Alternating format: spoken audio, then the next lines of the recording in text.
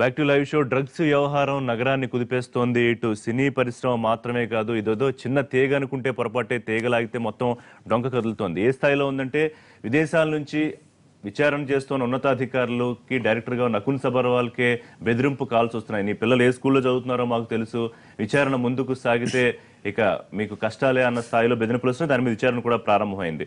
అయితే రాజకీయాలకు సంబంధించి కూడా డ్రగ్స్ వ్యవహారం రాజకీయాలను కూడా కుదిపేస్తోందా? ముఖ్యంగా కాంగ్రెస్ పార్టీ ఇన్ఛార్జ్ దిగ్విజయ్ చేసిన వ్యాఖ్యలు రాష్ట్ర కాంగ్రెస్ నాయకులు సమర్థిస్తున్నారు. అలాగే పెద్దవాళ్ళని ఇందులోంచి కాపాడే ప్రయత్నాలు జరుగుతున్నాయి. టీఆర్ఎస్ సంబంధించిన సన్నిహితులు, టీఆర్ఎస్ వారసుల స్నేహితులు కూడా ఇందులో ఉన్నారు. మరి వాళ్ళని కూడా విచారణకు పిలుస్తారా, కేవలం సినిమా పరిశ్రమ మాత్రమే విచారిస్తారా అని వాళ్ళు డిమాండ్ చేస్తున్నారు. ఇక రామ్ గోపాల్ వర్మ ప్రముఖ దర్శకుడు ఖ్యాతి పెంచుకోవడానికి ఎక్సైజ్ శాఖకు సంబంధించి సినిమా పరిశ్రమను వాడుకుంటున్నారని తీవ్ర స్థాయిలో కామెంట్ చేశారు. మరి స్కూళ్లకు నోటీసులు పంపించారు కాబట్టి మీరు స్కూల్ పిల్లలను కూడా పిలిచి ఇన్నేసి గంటలు విచారిస్తారా అని అడిగారు. దీనికి సంబంధించి ఆయన మీద అరెస్ట్ చేయడానికి కూడా అవకాశం ఉంటుందని ఎక్సైజ్ అధికారుల సంఘం చెప్పిన పరిస్థితి మనం చూసాం. మొత్తం మీద డ్రగ్స్ అనేది కేవలం ఏ ఒక్క ఫీల్డ్కో పరిమితమైంది కాదు. ఇటు ఐటీ ఉద్యోగులు ప్రతి వీకెండ్స్ లోనూ ఎవరు పెద్దగా దృష్టి పెట్టని సర్వీస్ అపార్ట్మెంట్స్ లో డ్రగ్స్ పార్టీలు జరుపుకుంటున్నట్టు కూడా రిపోర్ట్స్ రావడం బాధాకరంగా ఉంది. అంటే కేవలం సినీ పరిశ్రమ లేకపోతే స్కూల్లో రాజకీయ నాయకులు ఐటీ కాదు, అన్నిటికీ పూర్తి స్థాయిలో విస్తరించేసిందా? ముఖ్యంగా బడాబాబుల పిల్లలు చదువుకునే స్కూళ్ళు, ఇంజనీరింగ్ కాలేజీల్లో డ్రగ్స్ ఒక పెద్ద అడ్డాగా మారుతోందా? ఈ విచారణలో ఎవరైతే విషయాలు వెల్లడిస్తున్నారో, నిన్న తరుణ్ చెప్పిన విషయం కానివ్వండి, సుబ్బరాజు చెప్పిన విషయం కానివ్వండి, సిట్ అధికారులు విస్తుపోయే స్థాయిలో ఉన్నాయి. కేవలం పబ్స్ వల్ల, కొన్ని కీలకమైన పబ్స్ లో ఈ డ్రగ్స్ దందా ఏ స్థాయిలో జరుగుతుందో వాళ్ళు చెప్పిన విషయాలకి సిట్ అధికారులు ఆశ్చర్యపోయారు. చివరికి దీని అవుట్పుట్ ఏ విధంగా ఉండే అవకాశం ఉందని మాట్లాడదాం. మనతో పాటు లక్ష్మీనారాయణ గారు ప్రముఖ విశ్లేషకులు జాయిన్ అవుతున్నారు. దేవిప్రసాద్ గారు టీఆర్ఎస్ సీనియర్ నాయకులు, తెలంగాణ బెవరేజెస్ చైర్మన్ గా ఉన్నారు. ఉమేష్ రావు గారు కాంగ్రెస్ పార్టీ సీనియర్ నాయకులు, కవిత గారు ప్రముఖ నటి, తెలుగుదేశం పార్టీ నాయకురాలు వాళ్ళు మనతో ఉన్నారు. రైట్, లక్ష్మీనారాయణ గారు ఎట్లా చూడాలి? డ్రగ్స్ ఇష్యూని ప్రభుత్వం చాలా సీరియస్ గా తీసుకున్నట్టు కనిపిస్తోందా? సరే, 35 ఏళ్లుగా కొనసాగుతోన్న టీఆర్ఎస్ పార్టీ అధికారంలోకి వచ్చిన తర్వాత ఈ పట్టుబడిన కెల్విన్ కానివ్వండి, మరొకళ్ళు కానివ్వండి, చెప్పిన వాస్తవాల ద్వారా ఒక సిట్టు విచారణ అయితే కొంతమందిని తప్పించే ప్రయత్నం జరుగుతుందని రాజకీయ పక్షాల విమర్శలు. సో ఓవరాల్ గా ఈ విచారణ చూస్తుంటే మీకు ఏమనిపిస్తోంది? అంటే ఏ ఒక్క రంగానికి పరిమితం కాలేదు, కానీ చివరికి ఇందులో ఎవరెవరున్నారో వాళ్ళందరినీ బయటపెట్టే అవకాశం ఉంటుందా? మరో కేసుల్లాగా నీరుగా చేసే పరిస్థితి ఏమైనా ఉందా? మొదట సమస్య చాలా తీవ్రమైనటువంటిది, సమాజాన్ని కలచివేస్తున్నటువంటిది. భారతదేశంలో ఉన్నటువంటి మెట్రోపాలిటన్ సిటీస్లో ఢిల్లీ, బాంబే, బెంగళూరు, చెన్నై తర్వాత ప్రముఖమైనటువంటి నగరం హైదరాబాద్. ఈ హైదరాబాద్ నగరం యొక్క ఆర్థిక వ్యవస్థ మీదనే ఆధారపడి తెలంగాణ రాష్ట్రం యొక్క భవిష్యత్తు కూడా ఉన్నది. అత్యధిక ఆదాయాన్ని సమకూర్చేటువంటి నగరం. విశ్వనగరంగా దీన్ని అభివృద్ధి చేసుకోవాల్సినటువంటి అవసరం ఉందని ప్రజలు ఆకాంక్షిస్తున్నారు. ప్రభుత్వాలు ఆ మాట పదే పదే చెబుతున్నాయి. ఈ పూర్వరంగంలోనే ఐటీ దీనికి ఒక ప్రధానమైనటువంటి ఆర్థిక వనరు. ఐటీ రంగం సంక్షోభంలోకి వెళ్ళింది కొంత. ఇప్పటికీ ఆ స్తబ్దత కొనసాగుతున్నది. ఇతర సమస్యలు నగరాన్ని వేధిస్తున్నాయి. ఇది ఎప్పుడన్నా వర్షం వస్తానే నగరం అంతా కూడా నీటిమయం అయిపోవడం, ఇవన్నీ కూడా.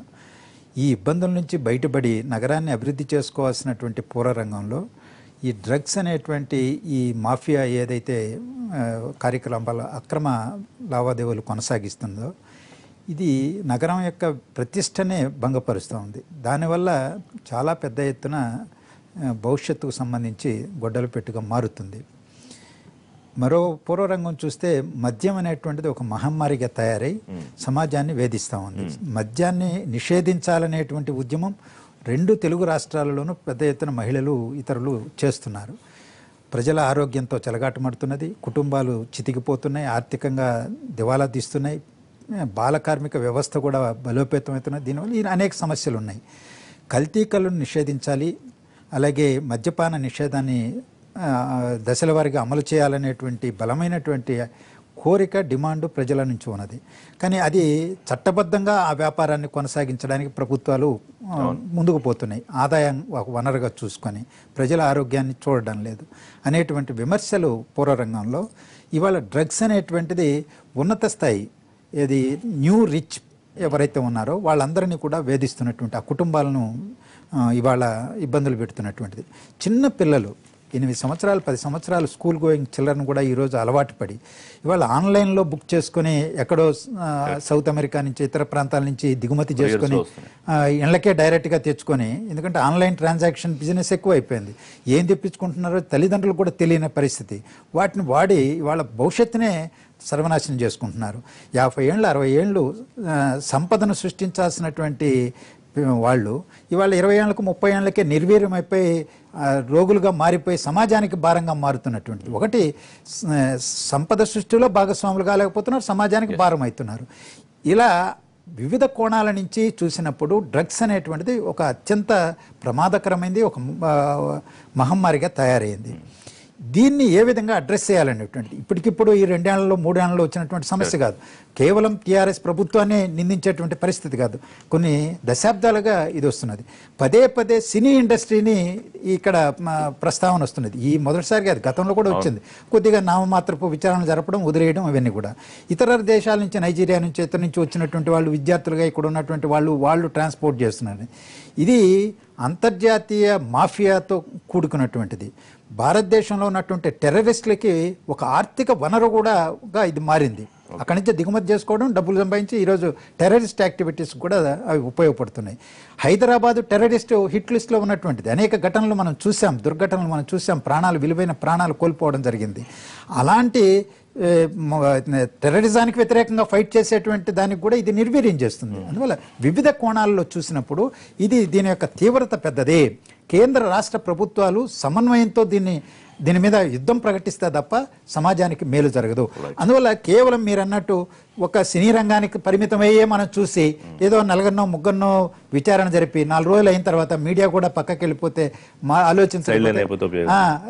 డైల్యూట్ చేసేటువంటి ధోరణి. ఒక ఆఖరి మాట ఏంటంటే, డ్రగ్ మాఫియా కానీ, అది మద్యం మాఫియా కానీ, ఇసుక మాఫియా, ఏ మాఫియా అయినా సరే ఎవడు అధికారంలో ఉంటే ఆ అధికారంలో ఉండే వాళ్ళ చంకన చేస్తారు. ఎందుకంటే వాళ్ళకి రక్షణ కవచం కావాలి. అందువల్ల ఈ డ్రగ్ మాఫియా వెనకాల ఉండేటువంటి వాళ్ళు కూడా అధికార కారిడార్స్లో లేరు అని అనుకుంటే కూడా పొరపాటే. వాళ్ళకి రక్షణ కవచం కావాలి. అందువల్ల అనేక రంగాల్లో ఉన్నటువంటి మాఫియాలు పాలక వర్గాలు, అది కాంగ్రెస్ ఉన్నప్పుడు కాంగ్రెస్ దగ్గర పోతారు, టీడీపీ ఉంటే టీడీపీ, ఇప్పుడు టీఆర్ఎస్ ఉంటే టీఆర్ఎస్, బీజేపీ, అది ఉన్నటువంటి కవిత గారు వారన్నట్టుగా ఇప్పుడు సినీ రంగం ఒకటే ఎందుకు ఫోకస్ అవుతుందంటే, సరే మీరంతా లైమ్ లైట్ లో ఉంటారు, నటులు, చిన్న విషయం ఏదైనా పెద్దగా ఫోకస్ అవుతుంది. సో ఇప్పుడు తీవ్రంగా ఇబ్బంది పెడుతున్న పరిస్థితి డ్రగ్స్. సినీ ఇప్పుడు తరుణ్ కానివ్వండి, సుబ్బరాజ్ కానివ్వండి, మరొకరు చెప్తున్న విషయాలు, ఇంకా చాలా మంది ప్రముఖులు ఉన్నారు, బడా నిర్మాతలు, దశాబ్దాల కాలంగా నటిస్తున్న నటులు. సో ఇది ఇప్పట్లో సినీ పరిశ్రమ వదిలిపెట్టేలా కనిపించట్లేదా డ్రగ్స్ పోతాం?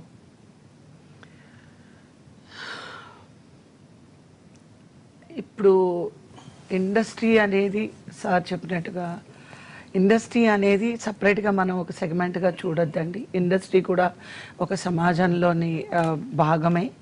కాకపోతే ఏంటంటే ఇండస్ట్రీ అనేది మంచి అయినా చెడైనా చాలా తొందరగా గ్లోబల్గా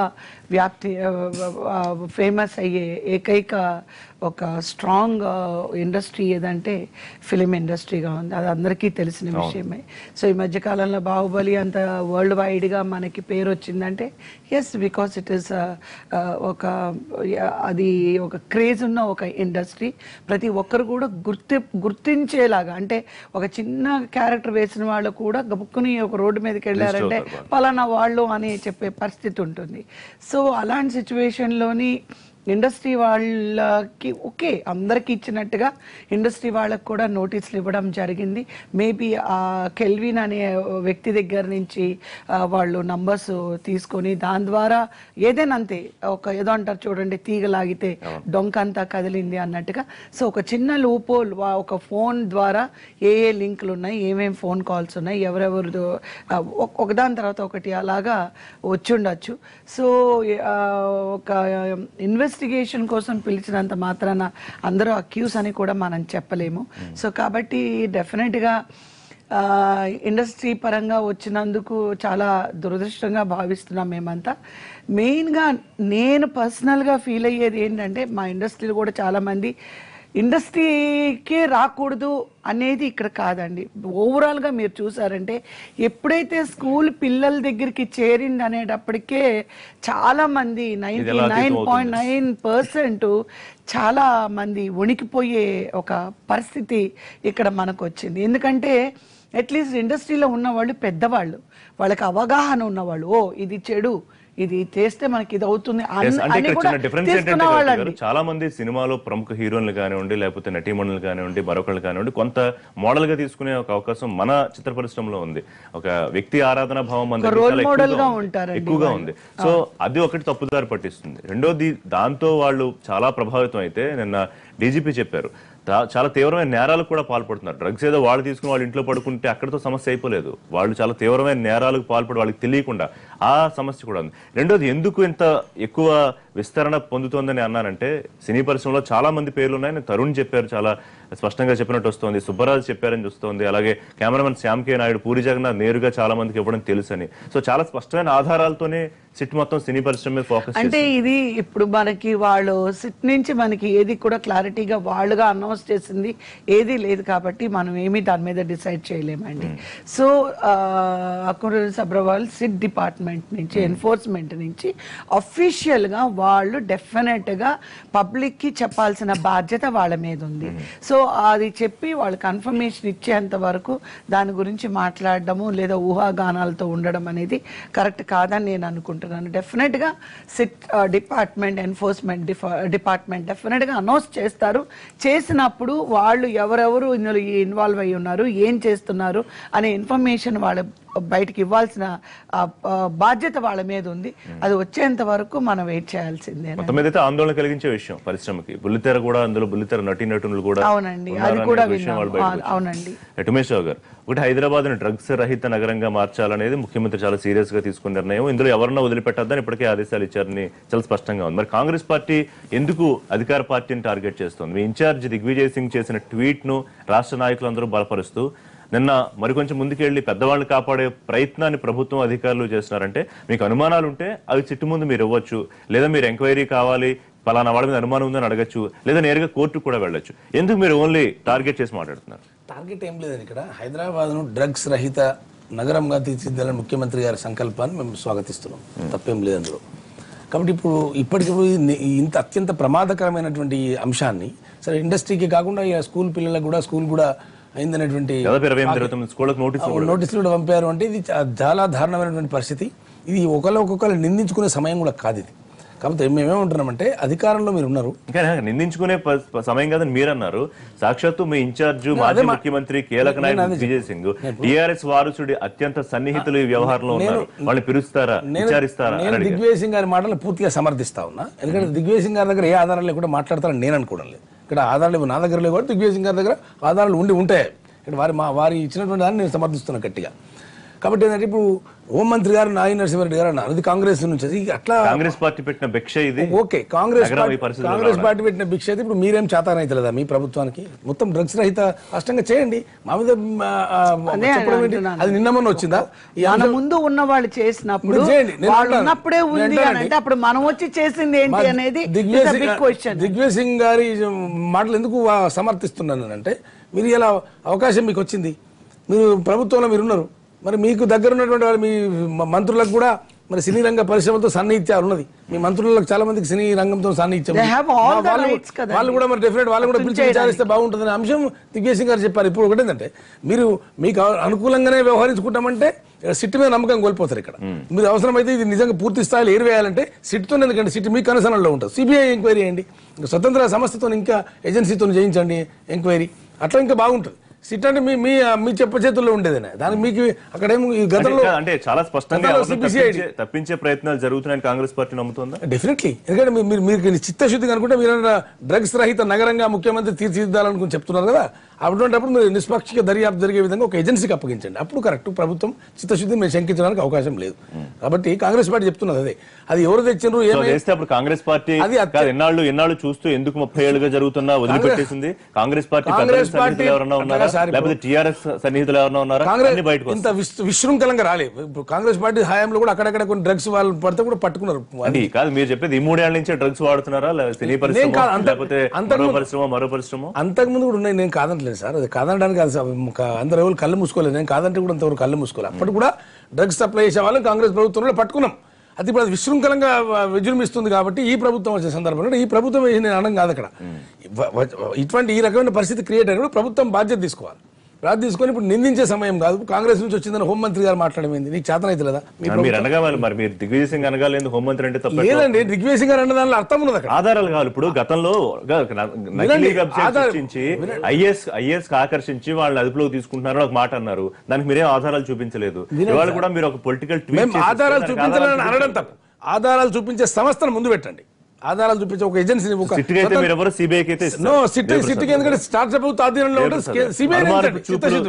వస్తున్నప్పుడు సమాధానం చెప్పాల్సిన అవసరం ప్రభుత్వానికి ఉందంటారు. అంటే ఒకటి, ఇంతకుముందు లక్ష్మణ గారు మిత్రులందరూ చెప్పినట్టు ఈ డ్రగ్ వాడకం హైదరాబాద్లో అనేటువంటిది ఒక నిజంగానే సమాజానికి ఒక పెద్ద చేటు తెచ్చేటువంటి సమస్య.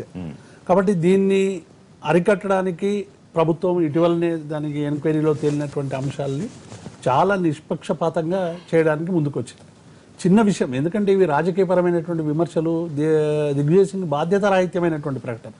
గతంలో ప్రతిపక్ష నాయకులు ఇక్కడికి సంబంధించినటువంటి వాళ్ళే అకున్ సబర్వాల్ ఎప్పుడో లీవ్ పెడితే అది శాంక్షన్ అయినందుకే మీరు అకున్ సబర్వాల్ను అందరినీ తప్పించడానికి బయటకు పంపిస్తున్నారు. వెంటనే అసలు రియాక్షన్ ఎట్లయిపోయిందంటే ఆయన సెలవు పెడితే ఏదో ప్రభుత్వం పెట్టించినట్టుగా అబాండాలు వేసి నానా ప్రకటనలు చేసి పత్రికలకు ముందుకు వచ్చి సెక్రటరియట్లో ప్రెస్ మీట్లు పెట్టి నానంగామా చేశారు. సెలవు ప్రభుత్వమే రద్దు చేసి ఆయన్ని తీసుకొచ్చింది. కాబట్టి ఇప్పటికైనా జరుగుతున్నటువంటి న్యాయ విచారాన్ని ఒక నిష్పక్షపాతంగా జరగనివ్వండి. ఇప్పుడు నిజంగానే సొసైటీలో ఉండేటువంటి రుగ్మతలు అన్ని వర్గాలకు విస్తరిస్తాయి. కానీ డ్రగ్ అనేటువంటి వాడకం కొంత డబ్బు ఉన్నటువంటి వాళ్ళు, కొంత అఫోర్డబుల్ సెక్షన్ మాత్రమే ఆకర్షించేటువంటి అవకాశం ఉంది. పేదవాళ్ళు అది కొనలేరు, వాళ్ళు తీసుకోలేరు. ఎక్కడో దగ్గర ఒకరు ఇద్దరు ఏదైనా బానిస అయితే తప్ప ఇదంతా కూడా ఒక సెక్షన్, బాగా డబ్బులు సంపాదించేటువంటి సెక్షన్లో ఉంటుందనేటువంటి వాటవాసం. ఐటీ కానీ, సినిమా రంగం కానీ, పబ్లిక్ స్కూల్స్ కానీ. మీరు ఈ డ్రగ్స్ వ్యవహారంలో ఎక్కడ ప్రభుత్వ పాఠశాలలు మీరు చాలా గమనించాల్సినటువంటి అంశం. ఇదంతా కూడా కార్పొరేట్ పాఠశాలలో జరుగుతున్నటువంటి తతంగం. కాబట్టి నిష్పక్షపాతంగా ఎంక్వైరీ జరగడానికి ప్రయత్నం జరుగుతూ ఉంది. నిజంగానే సినిమా ఇండస్ట్రీ ఎందుకంటే లైమ్ లైట్ లో ఉంటది కాబట్టి ఇష్యూస్ వచ్చే వరకు వస్తుంది. కానీ సినీ పరిశ్రమపై ఒక కక్షపూరిత ధోరణితో ప్రభుత్వం టార్గెట్ చేసింది. దాన్ని చాలా మంది సినిమా ప్రముఖులు ఒక రకమైన అనుమానం వ్యక్తం చేస్తున్నారు. అటువంటి అవకాశం ఉందా? రామ్ గోపాల్ వర్మ అన్నట్టుగా ఎక్సైజ్ శాఖ ఖ్యాతిని పెంచుకోవడానికి సినీ పరిశ్రమ ఫోకస్ చేసింది. సినిమా ఇండస్ట్రీ 1000 మందితో ఉంది. మా ఎంక్వైరీకి వచ్చేటువంటి వాళ్ళు ఎంత? 10 మందో, 20 మందో, 50 మందో, 100 మందో, ఎంత అంటారు? ఇప్పుడు 99% ఉండేటువంటి ఒక గౌరవం ఇవాళ సినిమా ఇండస్ట్రీకి ఉంది. అసలు శ్రీరాముని, వెంకటేశ్వరుణ్ణి మేము ఎవరం చూడకపోయినా ఎన్టీ రామారావులోనూ ఇంకొకరిలోనూ చూసుకున్నటువంటి సమాజం ఇది. అంటే సినిమా రంగాన్ని అంత ఆదర్శవంతంగా చూసినటువంటి సమాజం ఇది. కాబట్టి అక్కడ డెఫినెట్ గా వాళ్ళ మీద ఉండేటువంటి ప్రభావం సమాజం మీద ఉంటుంది. కాబట్టి ఇవాళ సినిమా రంగానికి సంబంధించిన కొద్ది మంది వ్యక్తుల్ని మాత్రం పిలుస్తారు. అదేదో టార్గెట్ చేసి సినిమా రంగానికి ఏమో ఎక్కువ మీకు రిలేషన్స్ ఉన్నాయని ఒకవైపు ప్రకటన చేస్తూనే మరొక వైపు సినిమా రంగం మీద మీరు ఈ ప్రకటన చేస్తున్నారని మాట్లాడుతా ఉన్నారు. ఇప్పుడు నేను అనేది ఇప్పుడు ఎంక్వైరీ అనేది చాలా మంది చేస్తున్నారండి. ఇప్పుడు కాదండి, ఒక్క విషయం అండి. ఇప్పుడు అకున సబ్రవాల్ అనేది సిట్ అనేది పూరి జగన్నాథ్ తోనే వాళ్ళు స్టార్ట్ చేయలేదు కదండి. ఆ డిపార్ట్మెంట్ ఎన్నో సంవత్సరాలు ఉన్నప్పుడు అవన్నీ ఎందుకు లైమ్ లైట్ లోకి తీసుకురాలేదు? వై ఓన్లీ ఫిల్మ్ ఇండస్ట్రీ అనేది మాత్రమే మొత్తం లైమ్ లైట్ లోకి ఎందుకు? లీకులు కావాలి ఇస్తున్నారన్నా సినీ పరిశ్రమకు సంబంధించిన పెద్దల విషయంలో లీకులు. అది కాదండి నేను చెప్పేది. సార్ మీరు చెప్పిందే నేను మీ దారికే వస్తున్నాను. మీరు అన్నారు సినిమా ఇండస్ట్రీలో ఎంత మంది ఉన్నారని. ఇప్పుడు ఒక పబ్కి వెళ్దాం మనం. ఓకే, ఒక పబ్లో ఒక 200 మంది, 300, ఒక్క నిమిషం అండి, 300 మంది ఉంటారు. మనం దాంట్లోంచి సినిమా వాళ్ళని ఏర్దాము. ఏరితే ఓకే, ఒక 3 వస్తారు. తత్మా వాళ్ళని మరి మీరు లైమ్ లైట్ ఎందుకు చేయడం లేదు? అప్పుడు నేను అనేది వాళ్ళని కూడా పాయింట్. ఆ మిగతా మందిలో రాజకీయ నాయకుల కొడుకులు కావచ్చు, పెద్ద పెద్ద కార్పొరేటర్ ఐటీ సంస్థ ఉండొచ్చు, బిజినెస్ ఉండొచ్చు. ఒక్క నిమిషం మేడం, ఇప్పుడు ఈ ఎంక్వైరీ జరుగుతున్నదంతా కూడా హైదరాబాద్ నగరానికి ఎట్లా వస్తున్నది, ఇది వచ్చి ఎక్కడెక్కడ సరఫరా అవుతుంది, ఎక్కడెక్కడ లింకులు ఉన్నాయనేటువంటి మీద విచారణ జరుగుతూ ఉంది. ఇప్పుడు 60 సంవత్సరాల నుంచి ఉంటే ఎన్నడూ ఎన్టీ రామారావు నాగేశ్వరరావు ఎవరు విలువ లేదు, ఎందుకు ఇవాళ తరుణ్ విలువాల్సి వస్తుంది, అది కూడా మీరు ఆలోచించుకోవాలి. ఎన్నడూ కృష్ణను ఎన్టీ రామారావు వదిలేసి సమాజంలో ఒక ఇదిగా మీరు చూడండి తప్ప ఇండస్ట్రీ వాళ్ళే వాడుతున్నారు. మీరు సమర్థిస్తారా? కక్షపూరితంగా సినిమా ఇండస్ట్రీని టార్గెట్ చేసే ఇలా చేస్తున్నారు అధికారులు, అసలు మీకు మానవత్వం లేదు, వాళ్ళ కుటుంబాల బాధను మీరు అర్థం చేసుకోరా, మిగతా వాళ్ళని పిలుస్తారా, స్కూల్ పిల్లల్ని కూడా అని ఆయన చేసిన వ్యాఖ్యలతో ఒక నటిగా మీరు ఏకీభవిస్తారా? ఆ విషయం నేను ఏకీభవించనండి. ఎందుకు అని అడగండి. ఏంటంటే ఒక ఇండస్ట్రీని టార్గెట్ చేస్తున్నారని నేను అనుకోవడం లేదు, వాళ్ళు చేయాల్సిన డ్యూటీ వాళ్ళు చేస్తున్నారు. కానీ ఇండస్ట్రీ వాళ్ళని మీరు ఒక అదే ఇందాక చెప్పాను, 100 మందిలో నలుగురు ఇండస్ట్రీ వాళ్ళు ఉంటే 96 మందిని మ్యూట్ చేసి మీరు ఈ నలుగురిని ఫోకస్ చేయడం అనేది ఉద్దేశపూర్వకంగా మ్యూట్ చేస్తున్నారు. ఎక్కడ మనం ఎక్కడ వినలేదు కదండి. మీరు చెప్పండి అందులో ఫస్ట్ ఒక్క నిమిషం మొన్న ఫస్ట్ వాళ్ళు కెల్విన్ ని పట్టుకున్నప్పుడు ఏం చెప్పారు? రాజకీయ నేతలు ఉన్నారు, స్కూల్ యాజమాన్యం ఉన్నారు, కాలేజెస్ యాజమాన్యం ఉన్నారు, కార్పొరేటర్స్ ఉన్నారు, ప్లస్ సాఫ్ట్వేర్ కంపెనీ అధినేతలు ఉన్నారు, పెద్ద పెద్ద బడా బాబులు, బిజినెస్ బాబులు పిల్లలు ఉన్నారు అన్నారు. అవన్నీ చెప్పడం లాస్ట్ ఎక్కడికి వచ్చి ఆగిపోయింది అంటే ఇండస్ట్రీకి వచ్చేసి స్టక్ అయిపోయింది. So it is stuck there. నేను అనేది అది మాట్లాడుతున్నానండి. సో ఇప్పుడు ఒక రాష్ట్రంలోని తప్పు చేసినప్పుడు మనం అందరినీ ఈక్వల్ గానే ట్రీట్ చేయాలి. ఒక ఇండస్ట్రీని సపరేట్ ఓకే ఇండస్ట్రీలో మీరు చెప్పింది ఒకటే అయింది కదా, ఆయన కక్ష అన్నారు, మీరు కక్ష అనట్లేదు, బట్ టార్గెట్ చేశారన్నది మీరు చెప్తున్నారు, ఆయన చెప్పింది కూడా అదే చెప్పారు. అదొక్కటే లైమ్ లైట్ చేస్తున్నారు కదండి, అదొక్కటే లైమ్ లైట్ చేస్తున్నారు. నేను ఇండస్ట్రీ వాళ్ళు తీసుకుంటున్నారా తీసుకోవట్లేదా అనే దాని గురించి నేను కమెంట్ చేయట్లేదండి. ఎందుకంటే తప్పు చేసిన వాళ్ళు ఎంతటి వాళ్ళైనా definitely they are very seriously strictly మన కేసీఆర్ గారు కూడా ఎంతటి వాళ్ళైనా కూడా వదిలిపెట్టకూడదు. Let it be industry, let it be political, let it be anybody, మీరు వదిలిపెట్టకూడదు అన్నారు. We are happy about that. మేమేమనుకుంటున్నాం అంటే డెఫినెట్ గా న్యాయం చేస్తారు, ఇన్నోసెంట్లని వదిలేస్తారు, తప్పు చేసిన వాళ్ళని పట్టుకుంటారు. ఇప్పుడు ఇందులో సినీ ఇండస్ట్రీ వాళ్ళు ఉండొచ్చు, వాళ్ళు మొత్తం వాళ్ళే చేస్తున్న అంశం కాదు. ఇక్కడ కెల్విన్ చెప్పినట్టుగా చాలా స్కూల్ యాజమాన్యం వాళ్ళు ఉన్నారు, కార్పొరేట్ స్కూల్ యాజమాన్యం వాళ్ళు ఉన్నారు, ఇంకా ఇతరత్ర ప్రముఖులు కూడా, రాజకీయ ప్రముఖులు. అయితే ఎవరు కూడా ఇలా బయటకు రావడం లేదు. మరి ఓన్లీ సినీ ఇండస్ట్రీస్ వాళ్ళని పిలుస్తున్నట్టు ఉన్నది. కాబట్టి మేము కూడా ఏమంటున్నామంటే మరి మీకు సన్నిహితంగా ఉన్న సినీ ఇండస్ట్రీలను కూడా పిలవండి, మిగతా వాళ్ళని కార్పొరేట్ వాళ్ళని అందరూ పిలిచి, అయితే ఒకవేళ మీకు సాధ్యం కానట్టయితే, ఎందుకంటే ఇది ఇప్పుడు ఈ యొక్క డ్రగ్స్ను ఉపేక్షించినటువంటి ప్రభుత్వం పంజాబ్లో మనకు కూలిపోయింది. ఈ డ్రగ్స్ బాగా విస్తృతంగా జరిగింది. మీకు కూడా తెలుసు, ఇక్కడ కాంగ్రెస్ పార్టీ గెలిచాం, మేమే గెలిచాం అక్కడ. అటువంటిది మీరు ఉపేక్షిస్తే మీ పరిస్థితి. ఇక్కడ మీకు ప్రశ్న ఉమేష్ గారు, ఇప్పుడు దిగ్విజయ్ సింగ్ అంత ట్వీట్ చేశారు కదా, చాలా ఆథెంటికేటివ్ గా ట్వీట్ చేస్తారు అని తెలియకుండా చేయరంటున్నారు కదా, మీరే బయటపట్టండి. ఇప్పుడు ఎవరైతే మీరు అంటున్న వారసులకు సన్నిహితంగా ఉన్నారో, ఎవరైతే ఇందులో కీలకంగా ఉన్నారో వాళ్ళ పేర్లు ప్రభుత్వం అధికారులు పెట్టకపోతే యూ హ్యావ్ ఎ ఛాన్స్, మీరు బయటపట్టండి, మీరు మీడియా ముందుకు రండి. కాదు, మీరు మీడియా ముందుకు వచ్చి వాళ్ళ పేర్లు చెప్పి వీళ్ళు ఎందుకు విచారించట్లేదు అని అడగండి. వినండి, అది ఒకటి అడగండి, వినండి. ఒకటి ఏంటంటే ఇది దర్యాప్తు చేయాల్సిన అంశం. ఇది ఒక నమ్మకమైనటువంటి దర్యాప్తు, అందరికీ నమ్మకం కలిగించే దర్యాప్తు సంస్థ ఉంటే దిగ్విజయ్ సింగ్ గారు తప్పకుండా వస్తారు. కానీ మీ చేతుల్లో ఉన్నటువంటి సీటు మీ అకున్ సబూర్ వాళ్ళని పెట్టుకొని, నేను వినండి, అకున్ సబూర్ వాళ్ళు నేను నిజాయితీ లేదని మాట్లాడడం కాదు. ఇక్కడ ఆయన పరిధి సరిపోదు. ఇక్కడ ఆయన పరిధి సరిపోదు. ఇక్కడ అకున్ సబూర్ వాళ్ళ గారు కూడా ఏంటి బెదిరింపు కాల్సి వస్తున్నాయి. మీరు కాకపోతే ఒక స్వతంత్రమైన సంస్థ, జాతీయ స్థాయి సంస్థతో జాతికే ప్రమాదకరమైన అంశం ఇది. నాట్ ఓన్లీ స్టేట్ ఇష్యూ, ఇది దేశానికి జాతికి సంబంధించిన అంశం. కాబట్టి అంత ఫర్మ్ గా ఉండండి గవర్నమెంట్. మీరు చేస్తే అందరూ సహకరిస్తారు, దిగ్విజయ్ సింగ్ గారు సహకరిస్తారు, మేము కూడా సహకరిస్తాం. దీనికి ఏమన్నా మేము ఇది ఇబ్బందిగా అంశం. చిన్న బ్రేక్ తీసుకుందాం, బ్రేక్ తర్వాత ఇదే అంశం.